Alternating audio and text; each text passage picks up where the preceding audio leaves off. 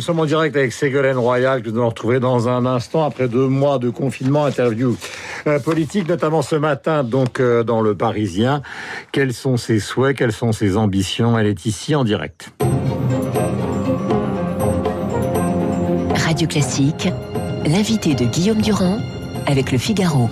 Ségolène Royal, bonjour et bienvenue sur l'antenne de Radio Classique. 2 mois de confinement, raconté donc dans Le Parisien ce matin avec l'envie. Mais l'envie d'être où? C'est-à-dire de participer à la deuxième phase du quinquennat d'Emmanuel Macron ou de reconstruire la gauche? Je pense que dans le contexte, tous les égos sont condamnables. Et en tout cas, c'est pas ce que les Français attendent aujourd'hui. Je pense que l'événement historique aujourd'hui, c'est la mise en place des négociations avec l'hôpital public, notamment avec le collectif Interhôpitaux. Comme vous le savez, depuis le début du mouvement social, il y a 1 an, je soutiens les personnels hospitaliers en relais avec eux. Et comme disait l'un d'eux, malheureusement, il a fallu cette crise sanitaire pour que le gouvernement s'occupe enfin de l'hôpital public. Donc, c'est le 6e plan, Madame Royal, quand même, en 3 ans. Donc on ne va pas dire que les gouvernements aient oublié l'hôpital public. Alors peut-être ont-ils mal fait, mais c'est pas le premier plan. Non, c'est pas le premier plan, mais l'hôpital public est au bord de l'épuisement, comme l'ont dit les personnels hospitaliers maintenant depuis plus d'1 an. Ils n'ont pas été écoutés, ils n'ont pas été pris en considération, et malgré cela, ils ont déployé un savoir-faire, un dévouement, un engagement qui leur a permis de tenir le choc face à cette crise sanitaire. Et il faut vraiment aujourd'hui qu'ils soient pris en considération. Et d'ailleurs, si les profils professionnels et les salaires hospitaliers sont si faibles, c'est aussi sans doute parce que c'est une profession extrêmement féminisée, avec des mouvements sociaux qui sont souvent accomplis dans le dévouement. C'est comme la seule profession, lorsque ces personnels sont en grève, qui mettent une pancarte sur leur blouse en grève mais qui continuent à travailler. Et donc, lorsque l'on observe que plusieurs centaines de postes sont vacants à l'hôpital parce que les niveaux de salaire sont inférieurs, sont au 28e rang, vous vous rendez compte, de l'OCDE, on se demande avec inquiétude ce qui se passera si il y a une deuxième vague de contamination ou si il y a un nouveau virus. Et donc la remise à niveau de l'hôpital, c'est à la fois respecter la parole qui a été donnée, c'est répondre à l'épuisement des équipes. Et d'ailleurs, on aimerait connaître le nombre de personnels soignants qui ont perdu la vie dans le Covid. Le gouvernement ne donne toujours pas ce chiffre. Il faut donner de la visibilité à la souffrance des personnels hospitaliers. Et enfin, 3e urgence, être prêt s'il y a une deuxième vague épidémique ou un nouveau virus. Alors Martin Hirsch souhaite une augmentation pour les personnels hospitaliers, donc de 15 à 20%. Ça pose aussi la question des 35 heures, ça pose aussi la question justement d'un certain nombre de médicaments qui ne seraient pas remboursés si on ne veut pas augmenter les cotisations sociales. Mais globalement, est-ce que vous avez le sentiment que le gouvernement a mal géré cette affaire depuis le début? On le sait. Soyez franche. On le sait, les Français le savent que cette affaire a été mal gérée, mais le temps viendra d'ailleurs des bilans. Aujourd'hui, il y a une urgence. Donc cette urgence, c'est répondre à la détresse des personnels hospitaliers qui ont fait un travail extraordinaire. Et remettre aujourd'hui sur la table la question des 35 heures, je trouve que c'est presque une insulte qui leur est faite. Pourquoi? Parce que lorsque l'on fait 35 heures avec des salaires très bas, avec des nuits, avec des temps de transport très longs parce que il n'y a pas les moyens de se loger près de l'hôpital. Remettre aujourd'hui sur la table la question des 35 heures, alors même qu'une négociation s'ouvre. Ce qu'on attend qu'il soit mis sur la table, c'est d'abord le moratoire sur la fermeture des lits, les recrutements, la revalorisation immédiate des salaires pour pouvoir recruter sur les centaines de postes qui sont actuellement non pourvus. C'est cela que l'on attend aujourd'hui pour engager un processus de confiance dans le cadre de cette nouvelle négociation. Parce qu'aujourd'hui, les personnels hospitaliers, ils sont entre espérance et défiance. Et il a fallu cette crise pour enfin entendre des mots tels que le service public hospitalier. Ce mot service, d'ailleurs, qui a été supprimé dans la loi hospitalière de 2009, comme si le modèle de la privatisation de l'hôpital était le modèle de référence. Mais non, on voit bien que le modèle de privatisation a au contraire entraîné une bureaucratisation excessive, parce que tous les jours, les médecins sont obligés de remplir des tableaux Excel, comme dans une entreprise. Mais non, c'est pas une entreprise, c'est un service public. D'où la volonté Martin Hirsch d'ailleurs de diminuer la bureaucratie. Je reviens. Alors, petite question personnelle. Pourquoi vous avez effacé vos tweets concernant l'hydroxychloroquine? Puisque finalement... Oui. Finalement, non, mais vous pouviez assumer, parce que ça reste encore en débat, cette affaire. Même si j'assume complètement, mais ça y est bien plusieurs jours. Même plus d'une semaine, plus d'une dizaine de jours que c'est, je crois, enfin je ne sais plus exactement à quelle date, et c'est pas un sujet.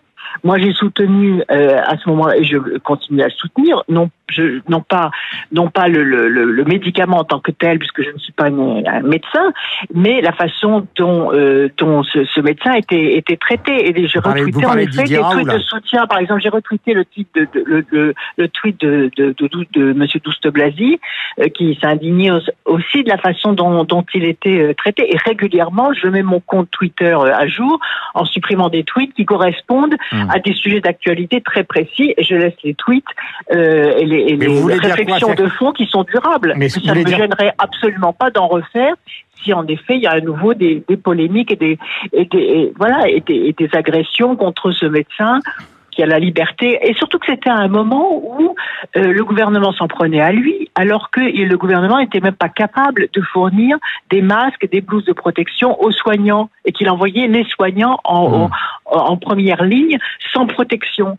Et c'est vrai que cette façon dont le professeur Raoult était traité était particulièrement ça va choquante. Continuer, pardonnez-moi, puisque nous parlons de santé depuis le début de ces entretiens, puisque le ministre Véran a décidé justement de revoir éventuellement en demandant au Conseil de la santé de revoir exactement les règles concernant ce médicament. Le moins qu'on puisse dire, c'est que l'affaire de The Lancet a relancé la bataille contre Didier Raoult, qui répondra d'ailleurs demain sur LCI. Donc, si vous le défendez, il a besoin encore de vous ce matin, parce qu'ils ne vont pas lui faire une vie facile.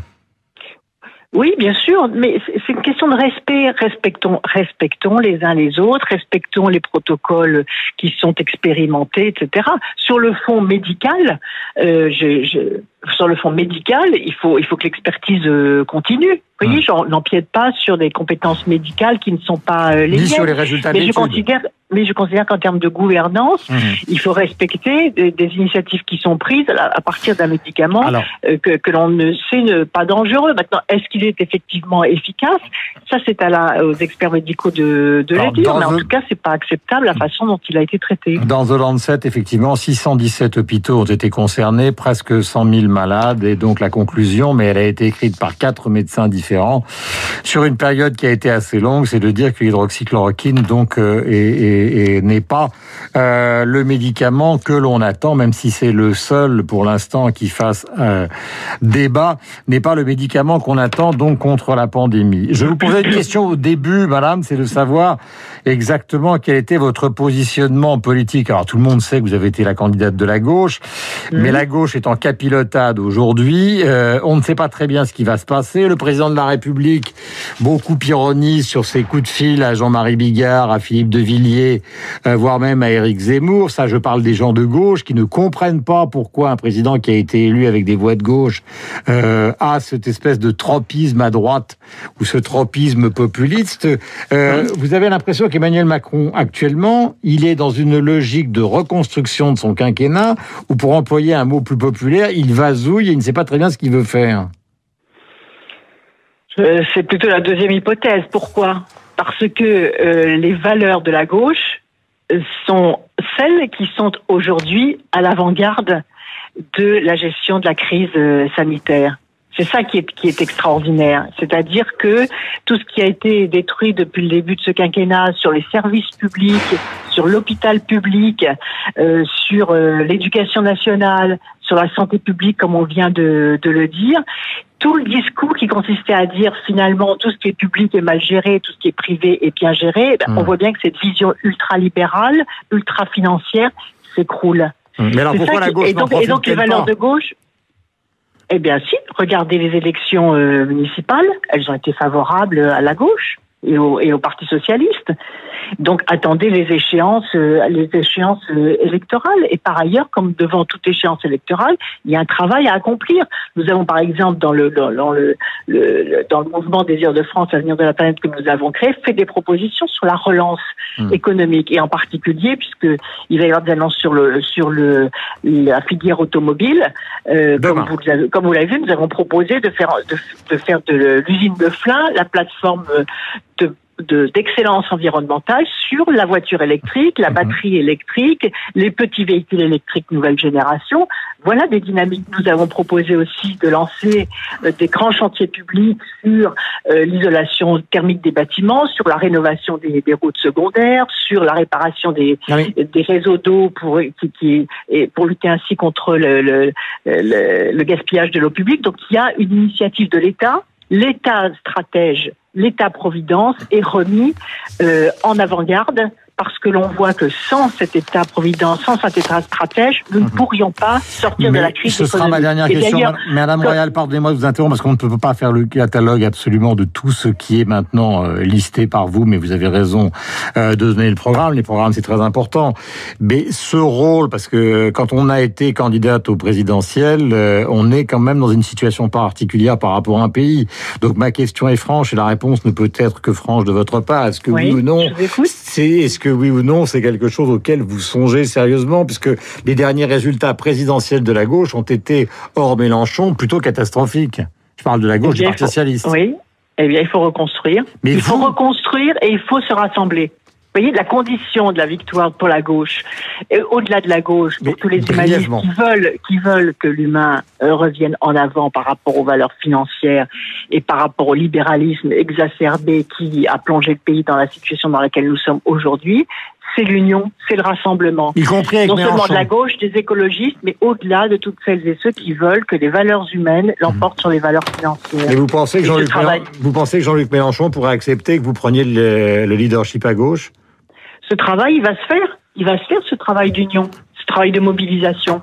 Et une fois de plus, ça dépend de notre capacité, de notre intelligence, de notre force de rassemblement, de notre force de proposition, parce qu'on voit bien que ce sont aujourd'hui les valeurs de la gauche qui vont permettre non seulement de protéger le pouvoir d'achat des Français et leur santé publique et leur éducation, c'est-à-dire des fondamentaux même de l'être humain, mais qui en plus peuvent permettre l'efficacité économique. Et pour terminer, je voudrais dire que le plan de relance qui n'est annoncé que pour septembre, c'est maintenant qu'il doit venir. Le plan de relance économique. Il y a une urgence aujourd'hui. Merci beaucoup d'avoir été en direct avec nous, Ségolène Royal.